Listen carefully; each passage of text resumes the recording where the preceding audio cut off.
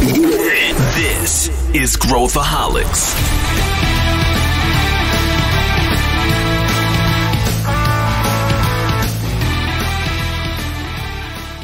Olá pessoal, Pedro Weingärtner aqui e esse é Growthaholics, o podcast da ACE, onde a gente fala sobre inovação e empreendedorismo.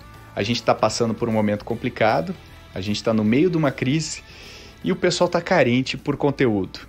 A gente não deixa de gerar conteúdo, a gente não deixa de gravar conteúdo, mas as edições em estúdio do Growthaholics a gente vai ter que dar um tempo durante algumas semanas, mas a gente tem conteúdo gravado e a gente está também gerando conteúdos em outros canais, como, por exemplo, os webinars. A gente está fazendo, não sei se vocês estão acompanhando, mas a gente está fazendo vários webinars online com pessoas muito interessantes e a gente resolveu adaptar a linguagem, né, o formato do webinar para o podcast. Então a gente está trazendo aqui para vocês alguns dos webinars que a gente está realizando e colocando aí para quem gosta do formato áudio.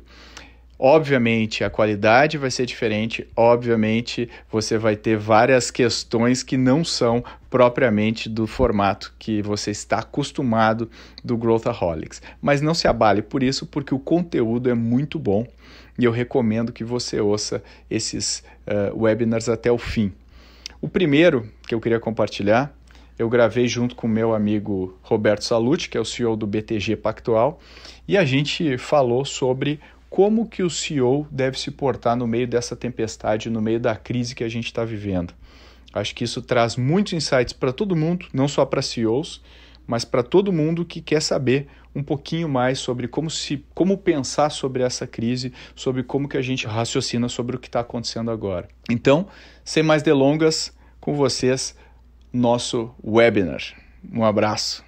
Tá bom, boa tarde, Pedro. Obrigado pelo convite. Uma honra estar aqui com você, amigo, parceiro.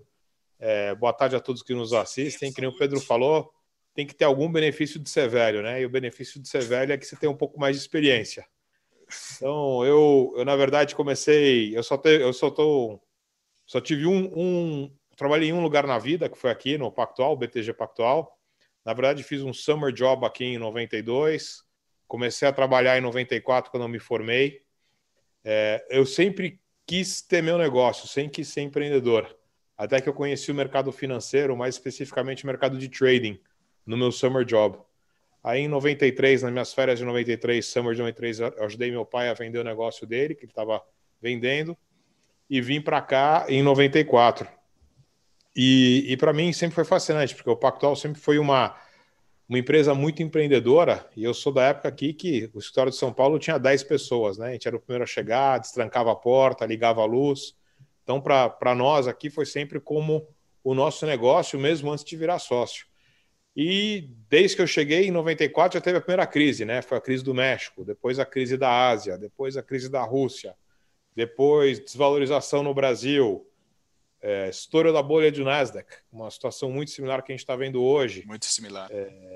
11 de setembro, default da Argentina, eleições de 2002, crise de subprime, a crise nossa idiosincrática de 2015.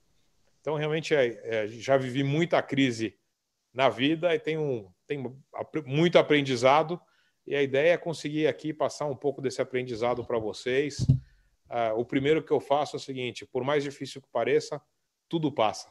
Então, se você tiver foco, disciplina, resiliência, a crise passa, ficam as lições, você sai da crise uma empresa melhor. Desde que você faça a lição de casa, e a gente pode depois falar aqui com exemplos. Mas, para só me apresentar, eu tenho, além disso, sou casado, tenho 3 filhos. Eu sou um cara bastante boring, né? Eu tive um emprego, uma mulher, uma faculdade e uma escola. Então, você vê que eu sou um cara bastante focado, bastante disciplinado. Bom, é o tipo de boring que eu gosto de conversar. Salluti, deixa eu te perguntar, primeiro lugar, qual que é o teu prognóstico? Tu está conversando com muito mais gente que eu, tu está super conectado aí. Qual que é a tua visão do que deve acontecer nas próximas semanas, meses? Qual que é o cenário que é o cenário do meio aí que você está imaginando que deve acontecer? Primeiro fazer um disclaimer, né? Esse cenário é o cenário dessa meia hora. O mercado está tão volátil, as informações estão tão voláteis que daqui meia hora pode ser diferente. Mas nós estamos bastante animados. Animados por quê? Porque a gente vem fazendo projeções da curva na Itália, na curva da Espanha, da curva de Nova York, da curva dos Estados Unidos, e estava sempre todo mundo antecipando que a pandemia faria um pico e aí começaria a descer. E finalmente isso está se confirmando. Então, essa própria reação que você vê no mercado esses últimos 2 dias é a reação a isso. A pandemia mostrando que o isolamento social faz o pico e aí volta. Só que tem muita incerteza, né? E o que a gente estava falando aqui um pouco antes, Pedro, eu acho que a gente não pode esquecer qual que é a nossa meta como sociedade. A nossa meta é atingir a imunização da população. A imunização da população pode acontecer via vacinação, que vai demorar, infelizmente. Acho que é algo, no melhor dos casos, para o ano que vem. Ou ela pode acontecer via todo mundo se infectar por transmissão pessoal. Só que você tem que fazer o quê? O distanciamento social. O distanciamento social não vai suprimir, não vai erradicar o vírus. A grande verdade é que daqui a algum tempo, pode ser 2 meses, 3 meses, 1 ano, 2 anos, todos nós já teremos pego o vírus. Para muitos de nós vai ser assintomático, a gente vai desenvolver o anticorpo, para outros você vai ter uma gripe, para outros vai ter uma gripe forte, outros vão ser internados e, infelizmente, uma parte da população vai custar a vida. Agora, a gente não pode esquecer, a gente vai estar enganando as pessoas se falar que elas não vão pegar. Todo mundo vai pegar esse vírus. Então, a gente tem que... A meta como sociedade tem que dizer como atingir imunidade de rebanho, herd immunity, sem sobrecarregar o sistema. E isso que tem que ser feito. E o que os números de Nova York e da Itália estão mostrando é que a pandemia faz um pico e ela diminui com o distanciamento social. Agora, a gente não tem um estudo, que era o estudo ideal, de você saber, por exemplo, principalmente na Itália ou em Nova York, onde você teve um widespread, né, do vírus, quanto da população pegou? 70, 60, 50, 40?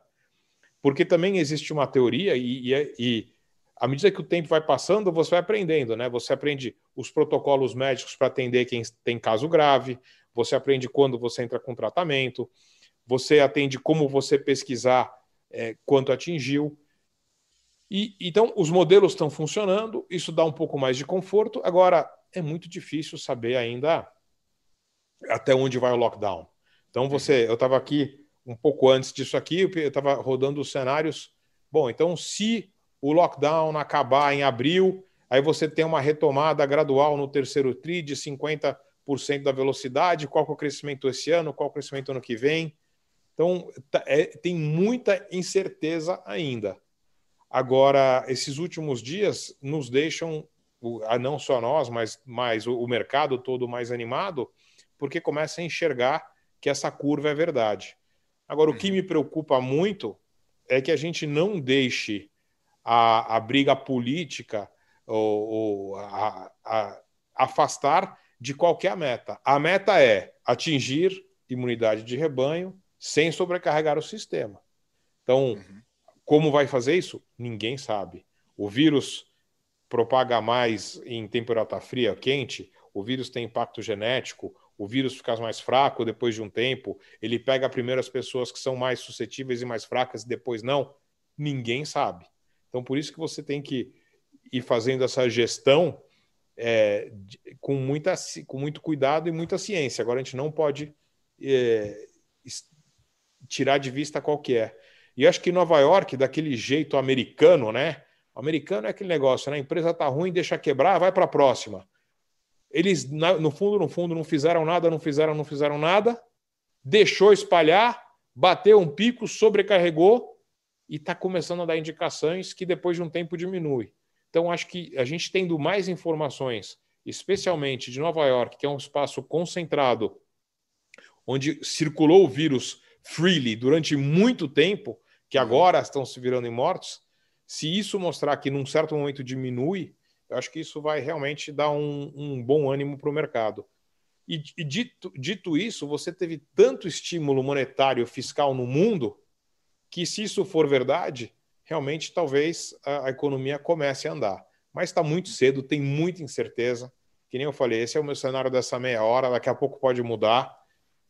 Tá difícil saber. Se você falasse comigo esse final de semana, eu estava preocupadíssimo, porque eu estava achando que não estava vendo a curva cair como a gente imaginava, demorou uns dias, aí caiu como a gente imaginava, deu esse ânimo, porque a gente tem que ver a que ponto dá para ir voltando à normalidade. Não vai ser tudo de uma vez, tem que ser aos poucos, e como é que faz? Uhum. E, bom, a gente tem negócios, né? Todos nós temos negócio, a gente tem alguns negócios que estão fechados nesse momento por causa do lockdown, né, por causa do fechamento aí do comércio e tal, e outros negócios estão operando como a gente está aqui remotamente e tal. Que conselho você dá para um dono de um negócio nesse momento?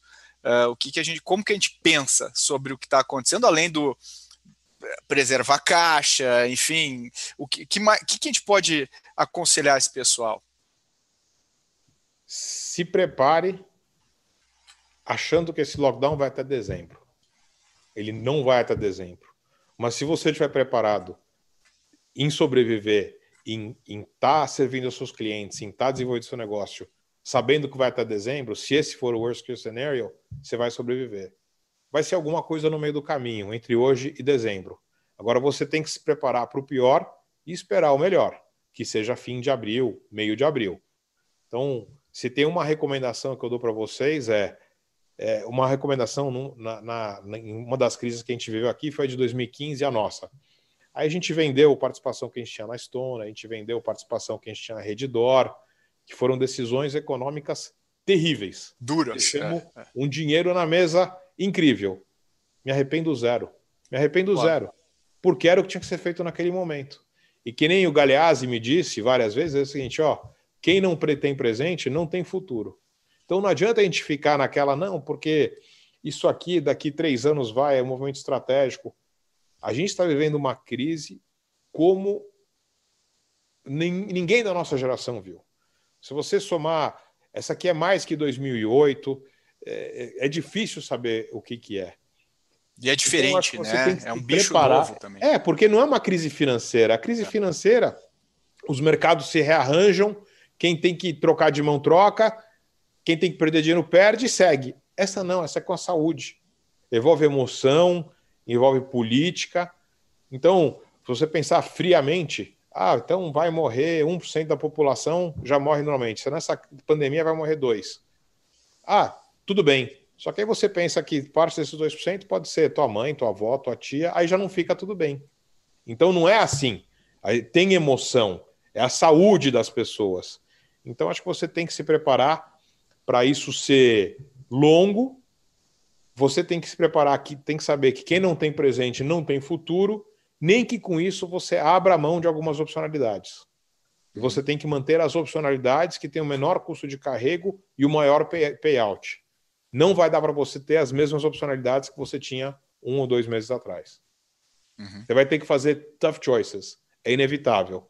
E, no futuro, você vai com certeza ver que se você não tivesse feito, você talvez tivesse ganhado dinheiro. Agora, por outro lado, você vai garantir que você vai estar lá no futuro para ter esse sentimento de frustração. Live to fight another day, né? Vamos continuar na luta. E agora, pensando nisso, né? Pensando nesse cenário tão caótico aí que a gente está vivendo na crise, eu acho que você falou uma coisa legal, né? Entenda o que está acontecendo agora como o novo normal. Não acha que isso aqui... Porque eu tive, sabe aqueles ciclos de aceitação? Primeiro, negação. Eu demorei para aceitar que esse é o novo normal, né? Que a gente vai ficar em casa e tudo mais. E eu acho que se a gente conseguir entender isso e criar contingências e já começar a operar, entender? Não segurar as coisas, eu acho que mais rapidamente a gente consegue criar soluções criativas para esse momento, né? E não ficar postergando coisas indefinidamente, né? Faz sentido isso? É um pouco do que você falou. Não, né? Concordo plenamente. Não adianta, você vai ter que fazer você vai ter que abrir mão de opcionalidade. Você vai ter que fazer opções difíceis. Agora não se arrependa. E se lá na frente, putz, que besteira que eu fui, ainda bem, quer dizer que teu business vai estar bem, você tá rodando, segue com ele, você passou por essa crise e vai arranjar outras opções na frente. Se você está vivo, vão surgir opções, né? O que não pode é morrer.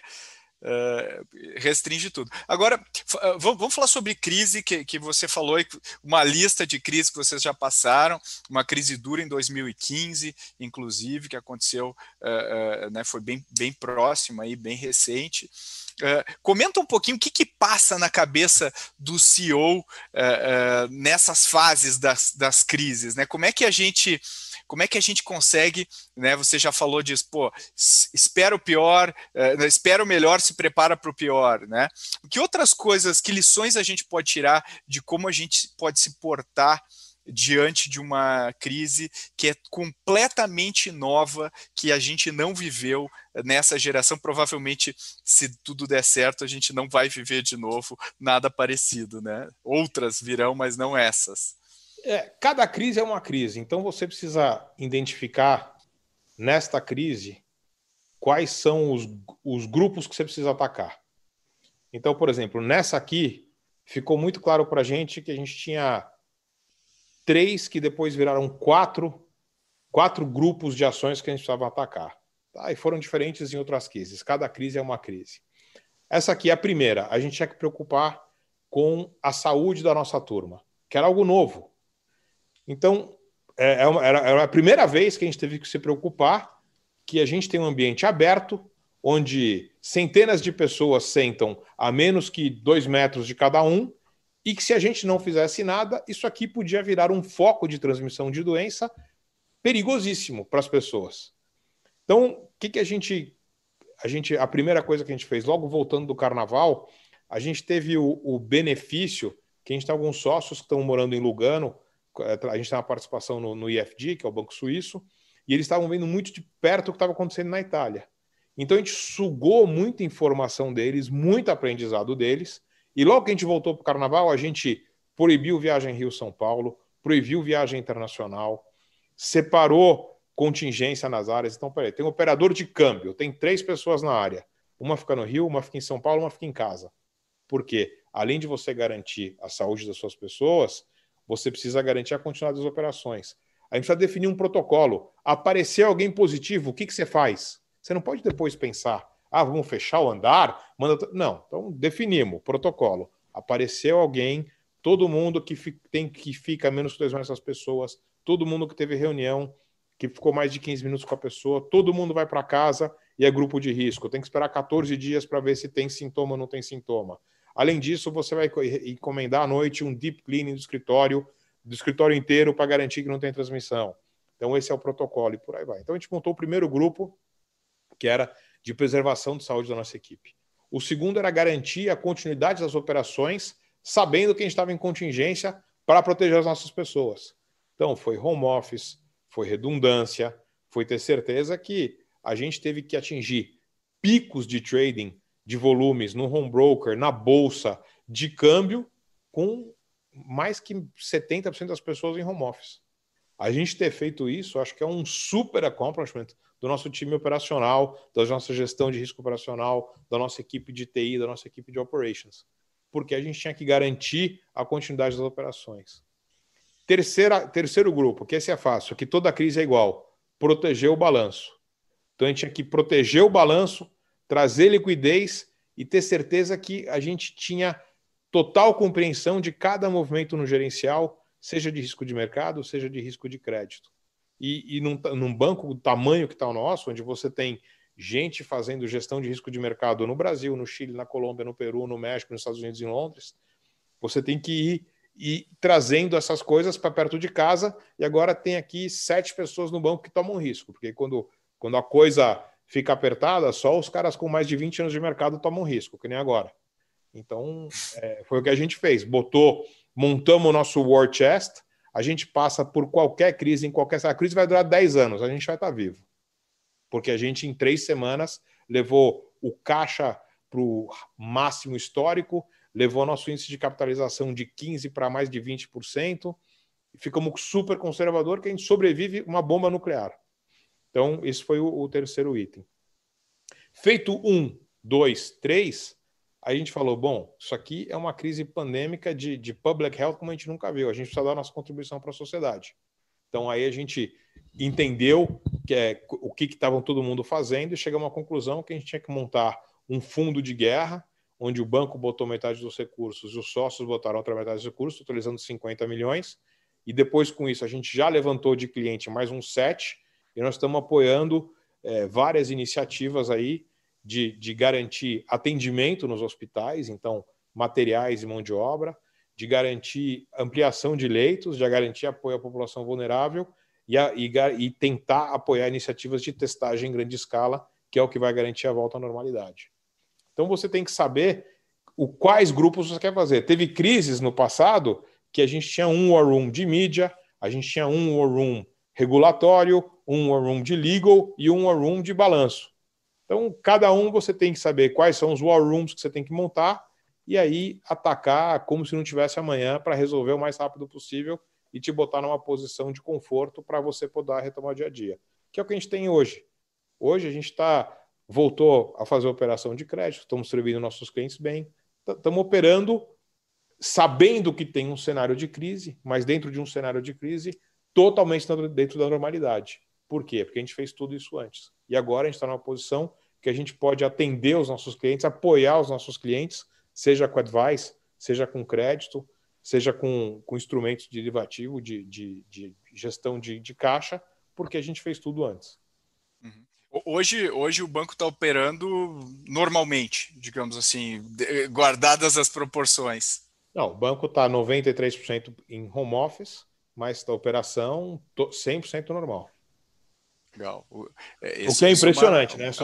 É isso que eu ia dizer. Eu falava que não, era impossível. É um feito aí, porque a maior parte dos negócios que eu converso não estão conseguindo operar na sua normalidade. Acho que é a característica também das pessoas e de como o banco está organizado. Falando em pessoas, Sallouti, como é que a gente, como líder, transmite dentro de um cenário absolutamente incerto, como a gente está vendo, como é que a gente transmite tranquilidade para a nossa equipe, né? Como é que a gente passa esse sentimento de que não, a gente está fazendo o possível, vamos para frente, vamos para cima, como é que a gente, né, aquela dicotomia lá do CEO, né? Como é que a gente lida com isso? Acho que a primeira... Né, uma vez me falaram, acho que na crise de 2015, que é o seguinte, o general, ele chora, mas só dentro da tenda e sozinho. Então, a primeira coisa é que a tua equipe vai estar olhando para você 24 horas por dia. Então, por mais que você esteja preocupado, você tem que passar para a sua equipe que você está preocupado, mas você está tomando todas as ações necessárias para garantir que isso aqui vai passar, para garantir que vocês vão passar por ela.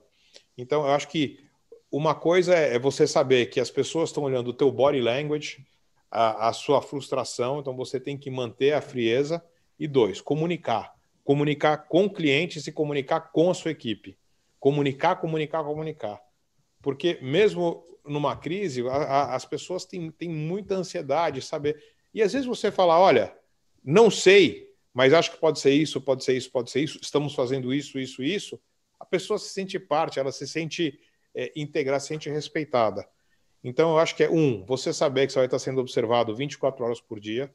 Então, você talvez não tenha a liberdade que você tinha antes para demonstrar frustração, medo ou dúvida, ou mostrar de uma maneira, digamos, que passe em segurança. E 2, comunicar. O máximo possível, obviamente, dentro das limitações. Vocês têm um modelo super interessante, não sei se todo mundo sabe, mas vocês têm um modelo de partnership que nas crises anteriores, né, especialmente em 2015, foi fundamental que o ownership dos sócios realmente seguraram e foram importantes para a sobrevivência, e também não só sobrevivência, mas também novos produtos, novas ideias, coisas que o banco faz de maneira bastante agressiva, bastante ousada. Explica um pouco para o pessoal como que é essa lógica e como que a gente consegue esse ownership com a nossa linha de frente nesse momento disperso, nesse momento em que a gente não está reunidos juntos, né, para fazer as coisas fisicamente. As pessoas podem ter o sentimento de pertencimento por causa do seu propósito, por causa do ambiente, por causa dos clientes, mas se isso for complementado por skin in the game, por eles estarem monetariamente interessados que o business seja bem sucedido, para mim é o ultimate alignment of interest, que é o que a gente sempre acredita aqui no banco. A gente não acredita em pessoas fazendo gestão de risco que não estejam ou servindo os clientes em posições sêniores, dando advice em posições sêniores, que elas não estejam committed 100% com o resultado do banco e o resultado pro cliente, porque senão você tem um desalinhamento de interesse. A gente teve uma experiência ali em 2008, que a gente foi parte do UBS, na crise do subprime, e eu ficava chocado como tinha desalinhamento de interesse entre os gestores de risco, os gestores de clientes e a empresa. Por quê? Porque um estava interessado no bônus, outro estava interessado no resultado do banco. Você não pode ter essa dicotomia. Então, no nosso caso, é o partnership, que é uma coisa que funciona super bem, e também até talvez uma oportunidade. Às vezes você fica na dúvida, mas eu preciso cortar custo, mas eu não posso perder a equipe. Agora, se você estiver disposto a share uma parte do negócio com a equipe, no upside, dando certo, pode ser uma maneira de você reter talento em um momento difícil e conseguir cortar custo para atravessar a ponte. Então, esse modelo de partnership, onde todo mundo está remando para o mesmo lado, já mostrou para a gente que funciona em épocas de bonança e em épocas de crise. É um modelo que a gente não pensa em abrir mão, tem funcionado bem, e acho que por isso que a gente consegue dar um atendimento diferenciado para nossos clientes, porque a motivação do nosso time é diferenciada. E ela é diferenciada por causa do modelo de partnership, onde todo mundo é dono de verdade do negócio. Pivotando um pouco aqui no nosso tema, como é que você está vendo o ambiente aí das startups e de investimento VC nesse meio dessa pandemia? Qual que é tua visão aí de 10 mil metros de altitude? Eu acho que a tese de mercado para a existência das startups, dessa revolução tecnológica, segue aí mais do que nunca. Se tem alguma coisa que essa crise está mostrando globalmente, é como o uso de tecnologia pode facilitar a vida, porém, ao mesmo tempo, vai ser muito mais difícil levantar capital. E vai ser muito mais difícil, ou não é difícil, acho que a realidade vai ser diferente. Né? Eu, por acaso, sou do board do Mercado Livre. E quando eu cheguei lá, para mim, demorou um tempo para entender, onde eu falava para a turma, mas peraí, vocês estão aumentando a venda para caramba, por que o lucro não aumenta proporcionalmente? Não, porque a gente tem que crescer, é isso que o investidor espera, mas a gente tem a responsabilidade de não perder o dinheiro que a gente não tem. Falei, não, tudo bem. Então, agora, por outro lado, você via muita startup que era crescer, perder o dinheiro porque depois tinha um novo round. Essa realidade não existe mais. Até quem é velho o suficiente para lembrar da bolha do Nasdaq, do estouro da bolha dos Nasdaq em 2000, 2001, quem sobreviveu foi quem não tinha um modelo de cash burn tão forte ou tinha acabado de fazer um fundraising e adaptou o seu modelo para parar com cash burn. Né? Que foi o caso da Amazon. Tinha feito o levantamento, parou com cash burn, tudo bem, não deu lucro por um bom tempo, mas foi crescendo. Então, acho que é essa a realidade.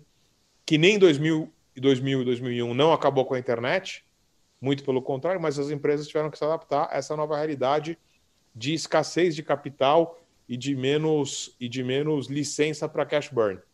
Pessoalmente, eu prefiro isso. Acho que o mundo disciplinado é muito melhor.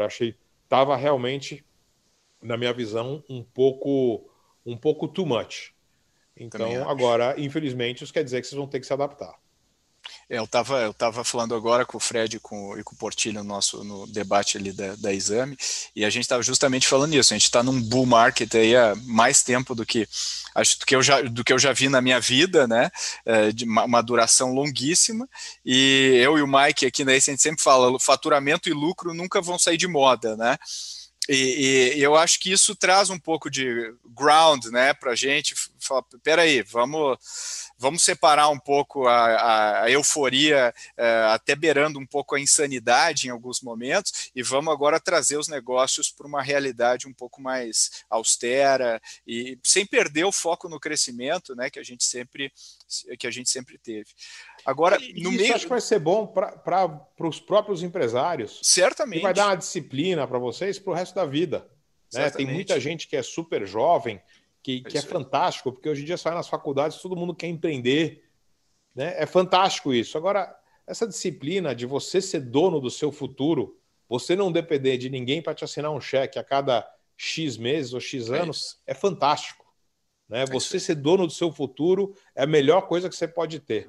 Então, eu acho que, por mais duro que seja essa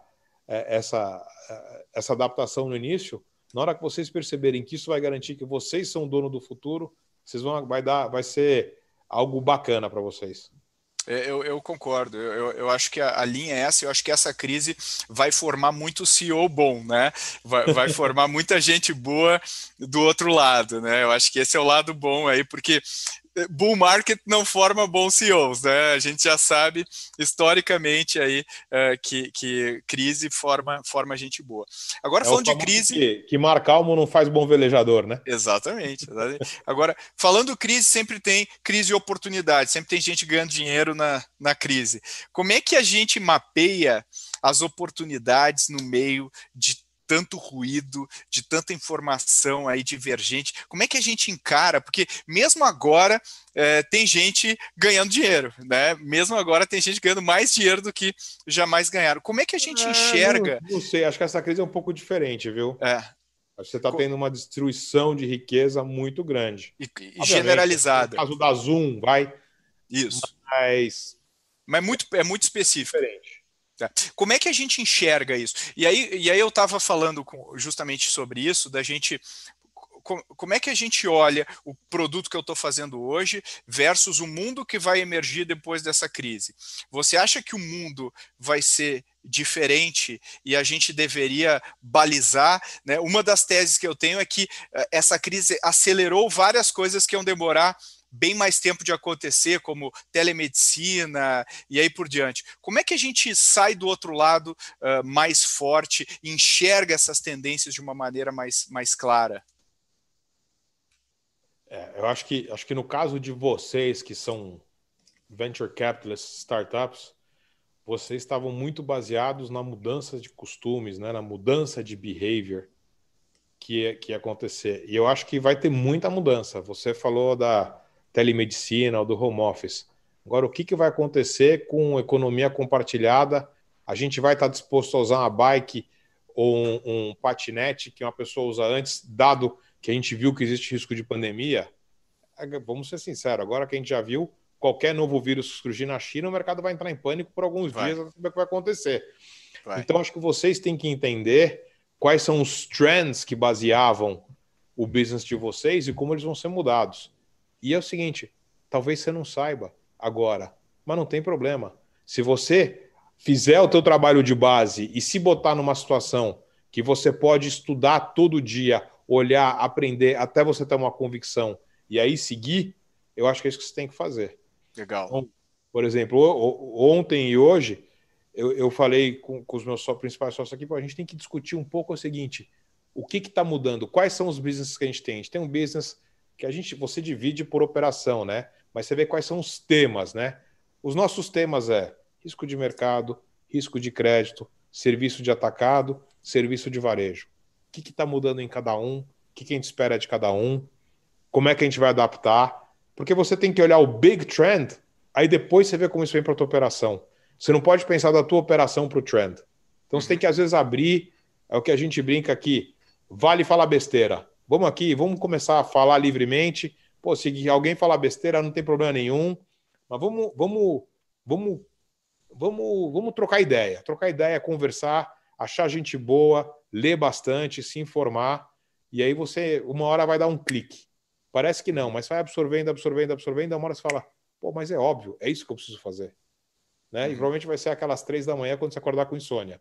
Você vai ter absorvido tanta informação, você vai dormir, teu cérebro organiza, e aí você vai. E aí vem assim, então basicamente o que a gente está falando, a crise ela está afetando todo mundo, né? Não tem quem não esteja afetado, tenha calma, observa as tendências e começa a pensar sem necessariamente achar que você está falando uma bobagem, porque atualmente todo especialista está errando, né? Acho que eu vejo cenário aqui, cenário ali, todo mundo erra previsão, todo mundo erra tudo. É que nem cotação de câmbio no futuro. Como é que vai ser o dólar no fim do ano? Todo mundo vai errar.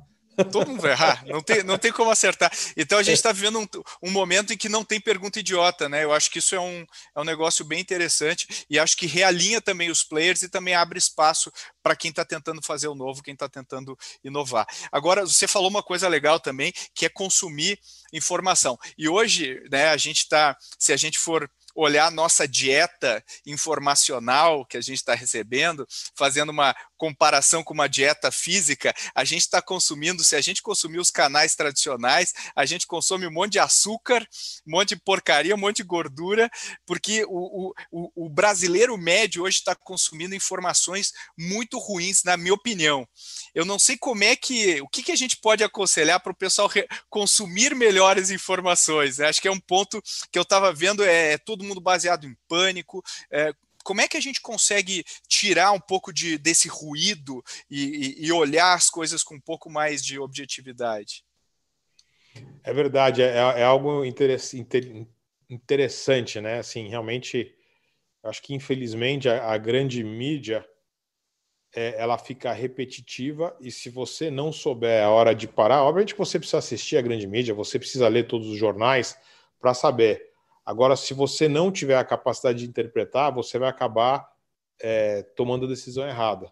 Porque tudo que a gente falou aqui da curva, de como é que está indo a pandemia, você não vai ver isso nos jornais. Uhum. Você vai ver isso aqui nesse nosso chat, você vai ver isso talvez nos bons conteúdos dos canais digitais, né? Eu vou fazer a minha propaganda aqui, o BTG Pactual Digital tem acho que um excelente. Por exemplo, semana passada eu bati um papo com o Márcio Appel da Adam, que foi fantástico para o pessoal contextualizar. Então, acho que é uma combinação de você ler mass media, de você entender o que você recebe nos grupos vale a pena, saber quais canais você busca conteúdo, mas realmente você vai ter que batalhar por aí, não tá simples não. E você meio que tem esses colunistas, por exemplo, hoje, não sei quem teve a oportunidade de ler ou não, tem a coluna do Fernando Reinach, que é um biólogo no Estadão, que eu recomendo para todos vocês lerem. Achei uma coluna fantástica, brilhante, de uma clareza. Se todo gestor público do Brasil lesse aquilo, a nossa briga, a guerra contra a pandemia amanhã, nós estaremos mais aparelhados. Recomendo fortemente, do Fernando Reinach, hoje no Estadão. Muito, muito bom. Você tem que saber quais são as pessoas que estão saindo do barulho para te dar uma informação de conteúdo. Não está simples, não. Não está simples, que a gente né? tem o privilégio de ser um partnership, ter muita gente que trabalha há muito, muito tempo junto e ter um grande número de pesquisadores. Então aqui a gente recebe todo dia a modelagem de como é que vai ser caso no Brasil, São Paulo, Nova York, Estados Unidos, França, Itália. Então isso, mas realmente essa é uma situação um pouco privilegiada nossa. Onde o brasileiro médio não tem, né, necessariamente esse acesso. Agora, eu vou começar a responder algumas perguntas aqui, vamos fazer uns rapid fire questions aqui para o pessoal. Aqui tem uma pergunta assim quase um cripto aqui, né? Falando, pô, dada a situação do Frederico, né? Dada a situação atual, qual a previsão de vocês para que a nossa moeda física seja definitivamente migrada para uma moeda digital? Vocês acham que será uma tendência para os próximos, não necessariamente cripto, né? Agora pensando aqui, você acha que será uma tendência para os próximos anos? Sabemos que essa transformação depende de leis a serem criadas, discutidas, votadas e sancionadas, e também sabemos que é um processo moroso, tendo em vista que o dinheiro físico é um veículo transmissor de doenças. Acham que essa migração pode ocorrer em quanto tempo? Você acredita nessa tendência, Salute? Olha, acho que assim, o que mais me surpreende é que isso tem acontecido na Índia. Acho que é uma questão de tempo. Eu tenho minhas dúvidas se no sertão, no Nordeste, ou no meio da Amazônia, isso vai funcionar. Né? Porque, infelizmente, a conectividade celular no Brasil, fora dos grandes centros urbanos, não é tudo isso. Acho que é uma tendência, é inexorável, deveria sim ser acelerado, porque o dinheiro vai acabar, a gente vai todo mundo ficar paranoico com a transmissão de vírus e de bactérias, né? Depois dessa pandemia, deveria acontecer. Agora, sinceramente, se isso no Brasil acelera muito, não sei, acho que provavelmente não. Acho que vai ser no mesmo timing que estava antes. Eu concordo contigo. Eu acho que é por aí. A China acho que está bem mais aparelhada para isso, né? Até porque eles já estão nesse movimento há algum tempo. Acho que o Brasil ainda tá alguns steps aí atrás. Agora, quando o pessoal está falando de segurança da informação aqui, né? A LGPD foi adiada, né, para o ano que vem, e a gente está vendo o Covid aí com o home office, a gente viu o Zoom aí tendo problemas de segurança. Como é que o risco de cibernético, o risco de segurança online ele está aumentando? Como é que vocês acham que isso funciona, ou o cenário que você vê até com as pessoas todas em home office agora de uma instituição financeira, por exemplo, como é o caso do BTG? Olha, o que a gente tem gasto de dinheiro nisso recentemente está no topo da agenda. E, sim, sinceramente, eu não sou especialista nisso, então eu não vou nem me arriscar a te falar. Sem dúvida, acho que isso preocupa muito, mas acho que por isso que a gente investiu tanto. Token, firewalls e por aí vai, não é minha área de expertise. Agora, eu vou mudar um pouco a pergunta e eu acho que nós temos, como sociedade, que talvez aceitar um pouco mais de centralização de informação. Então aqui, eu estou usando o Oura, que mede minha temperatura todo dia. Por mim, eu toquei que isso aqui ligue em algum app, que se eu tiver febre, isso seja um sinal do Covid, que eu receba uma mensagem para ser testado e as pessoas possam ver quem está ao meu redor e com isso talvez avisá-los que eles possam estar contaminados. Agora, esse sou eu. Eu sou favorável a gente ter centralizado no nosso CPF, a nossa carteira de vacinação, quantas vezes você foi no posto de saúde ser atendido e todas as informações para a gente facilitar o tratamento e a análise usando Big Data, usando tecnologia, para ter melhores políticas públicas. Então, agora a gente precisa saber, como sociedade, o que nós queremos. Todo mundo fala da China, da China, da China. Agora a China não tem direito de individual zero, né? É facial recognition para tudo quanto é lado, ficha para tudo quanto é lado. O que nós, como sociedade, estamos dispostos a abrir mão para ter uma maior eficiência? Acho que essa é uma pergunta que a gente tem que se fazer, né? Eu, pessoalmente, acho que a gente tem que ter centralizado, por exemplo, agora tem esse cadastro único para distribuir os R$600. Pô, não é possível. No mundo de hoje, era para a gente ter um cadastro de todo mundo, saber quanto income tem, quanto income não tem, quem precisa de ajuda, ter certeza que entra, mandar na conta dele direto, que é uma conta eletrônica. Era para ser muito mais simples, né? Só que a gente precisa saber o que a gente quer. Então, eu acho que é uma pergunta que a gente tem que fazer como sociedade. Pessoalmente, eu sou a favor de a gente ter um cadastro único, centralização, onde vão ter todas as informações de doença, de renda, etc., para a gente conseguir ter uma política pública mais eficaz. Hoje uma das crises que a gente está passando no meio dessa pandemia é uma crise de dados, né?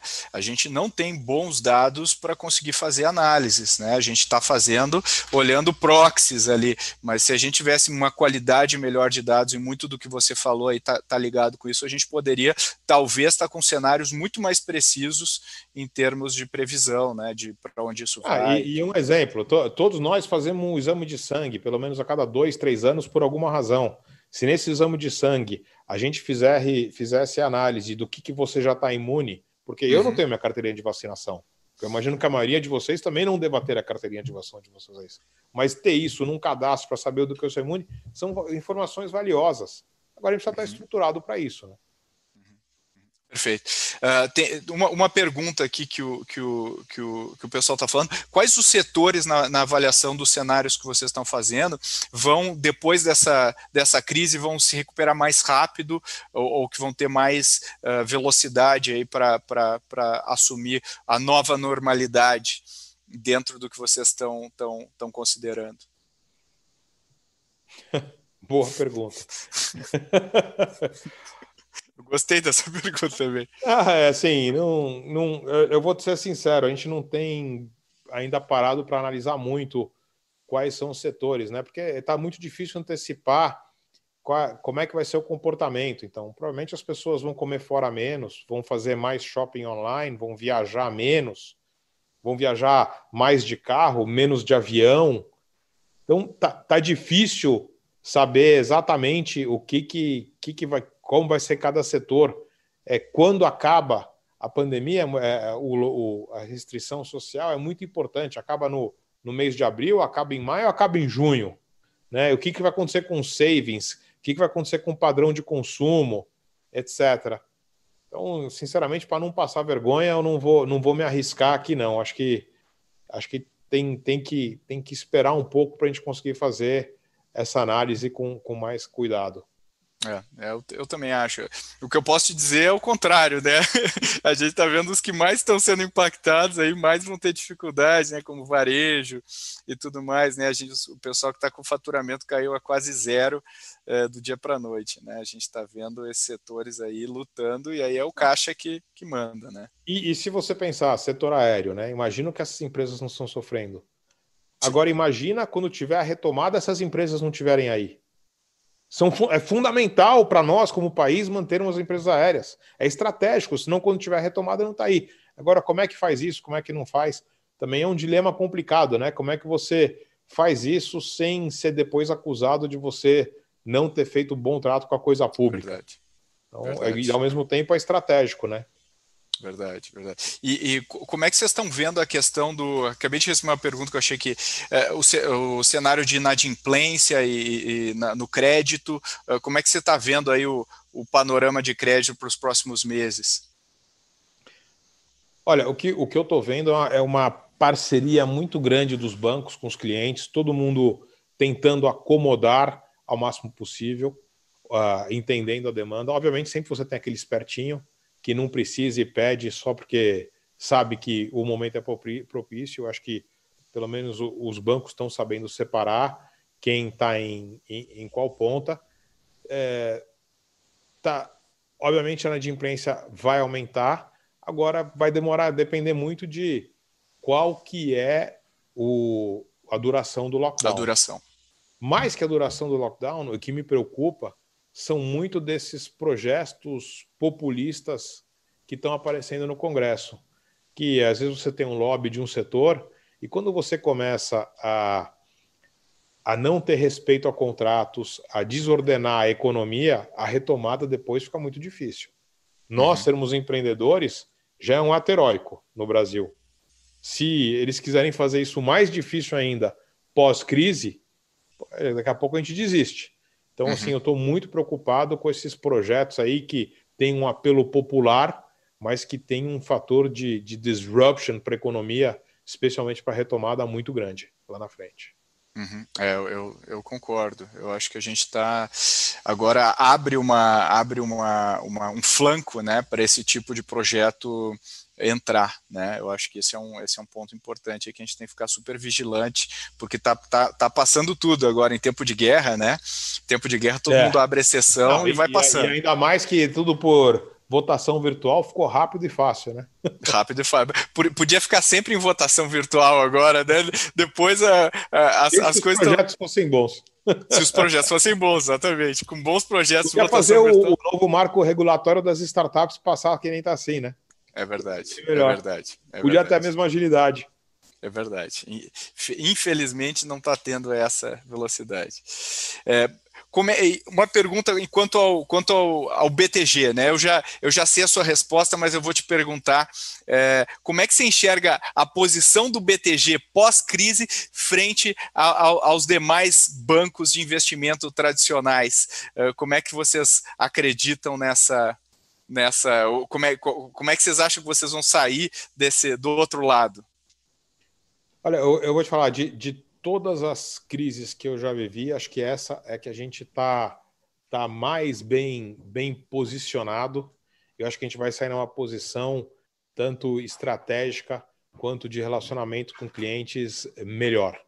Assim, acho que todas as ações que a gente tomou nos deixou numa posição agora que a gente está conseguindo oferecer um serviço, uma parceria com nossos clientes bastante diferenciada. Acho que isso está sendo reconhecido e vai gerar bastante frutos. Então, a gente obviamente vai sofrer, como todo mundo, vai ter uma queda no top line, consequentemente uma queda no bottom line, nada que vai ser dramático comparado com que vários businesses estão passando aí. A gente, felizmente, a gente conseguiu construir ao longo do tempo umas linhas de negócios que são resilientes à crise. Obviamente diminui a lucratividade, mas nada absurdo, mas acho que eu acho que a gente vai conseguir sair dessa crise numa posição competitiva melhor do que a gente entrou. Sem contar o fato das iniciativas que já estavam em andamento, né, digitais e toda a movimentação do banco, enfim, ganhando mercado e aprendendo, quer dizer, a curva já estava em andamento acelerado, né? Não é uma coisa nova. Então, acho que tem uma confluência aí de fatores para serem consideradas. Eu também eu conheço vocês aí de perto, estou acompanhando, acho que vocês vão sair muito fortalecidos aí dessa crise. E pegando os recados finais aqui, que a gente já está, eu sei que você tem horário para sair, se você quiser, eu queria te pedir, inclusive, para você deixar um recado aqui para o pessoal, um recado final para quem está nos ouvindo, está angustiado e não está vendo aí a luz no fim do túnel. O que a gente pode dizer para esse pessoal todo que está aqui? Olha, acho que primeiro, acho que é um momento que nós, como país, temos que nos unir. Temos que esquecer ideologia, temos que esquecer preferência política. Vamos deixar para a gente brigar depois, vamos nos unir, vamos pensar no bem do país. Recomendo a leitura dessa coluna do Fernando Reinach, acho que tem um guideline para a gente não esquecer qual que é a nossa meta como país, não deixar a briga política passar. Segunda coisa, recomendo para vocês foco, disciplina e resiliência, que com isso a crise passa. Pode parecer que nunca vai passar, mas toda a crise passa. Garanto para vocês. Então, se você tiver foco, disciplina, resiliência, vai passar. Tenta se botar numa situação onde você aguenta qualquer cenário. Tenta se botar numa situação onde você consegue analisar todas as informações macros que estão vindo, que agora uma hora vai te dar um estalo estratégico fantástico e você vai conseguir sair com um business fantástico dessa crise. É difícil de falar que vai ser um business melhor do que era, porque a gente vivia um momento muito especial. Para alguns de vocês vai ser, para outros não vai ser, mas vocês vão conseguir sair com um business especial se vocês tiverem, digamos, essas características aí que a gente falou. Perfeito, eu concordo com você, Salute. Acho que a gente está vivendo um momento único e aí o que eu sempre falo não vamos ser guiados pelo medo. Né? Vamos ser guiados por calma, por tranquilidade, por empatia, né? por pensar no sistema que a gente está inserido e não só na nossa empresa, né? Pensar no todo. Eu acho que isso vai nos levar no final, até o final dessa crise, e a gente vai sair mais forte, né? Acho que a única certeza que eu tenho é que a gente vai sair mais forte do outro lado, né? Como que a gente vai estar, eu não sei, mas a gente vai sair mais forte. É isso mesmo. Salute, eu vou terminar aqui. Eu queria fazer uma propaganda aqui do trabalho que a gente faz juntos. Eu queria mostrar aqui o Boost Lab, que eu acho que vale a pena para quem não conhece, né? Um trabalho, eu vi que até o Marcelo Lombardo aí estava assistindo, até fez uma pergunta que a gente respondeu lá no início, da OMI, né? O CEO da OMI. A gente tem aí um programa em que a gente está trabalhando já 2 anos juntos, e o objetivo é ajudar empresas que a gente fala que são scale-ups, né? São startups um pouco mais maduras, e a gente está fazendo um trabalho muito legal de apoio para essas empresas. Para quem quiser saber mais, o Frederico Pompeu, o Pedro Compani e a equipe lá do Boost Lab são muito legais, e eu acho que vale a pena conhecer. A gente tem um webinar sobre como digitalizar o seu negócio, está aí também, que eu acho que é uma... a gente estava brincando, né, Salute?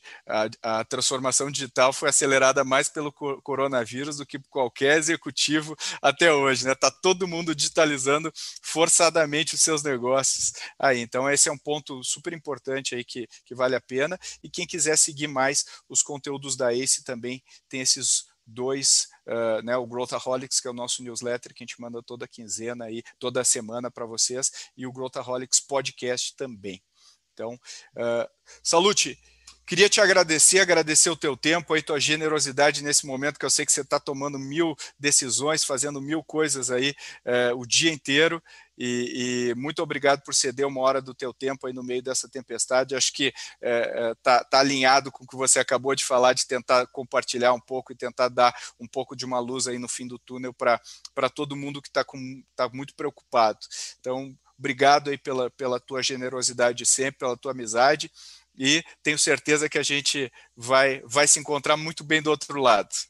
Não, eu que agradeço a paciência aí de todos que tiveram essa paciência, a disposição de nos acompanhar, agradecer você ao convite e à parceria, e é isso aí. Daqui a pouco estamos comemorando de novo, voltamos para a normalidade, se tudo der certo. Legal. Na sequência tem um webinar aí com o Esteves, né, Salute? Isso, acho que é uma entrevista dele com Tom Friedman. Tom Friedman foi aquele que escreveu The World is Flat, né? E ele escreveu algumas colunas recentes no New York Times, fantásticas, sobre toda essa situação do Covid. Deve ser uma conversa muito, muito interessante. Então, dentro do que você falou dos conteúdos, acho que, sem dúvida, quem não puder ver lá, vê depois no canal do YouTube da Exame, mas acho que realmente vai ser algo bastante interessante. Pulo daqui para lá com você, então, Salute. Muito obrigado aí, te cuida, fique bem e obrigado por tudo. Até a próxima. Valeu, gente. Obrigado, um abraço. Tchau, tchau.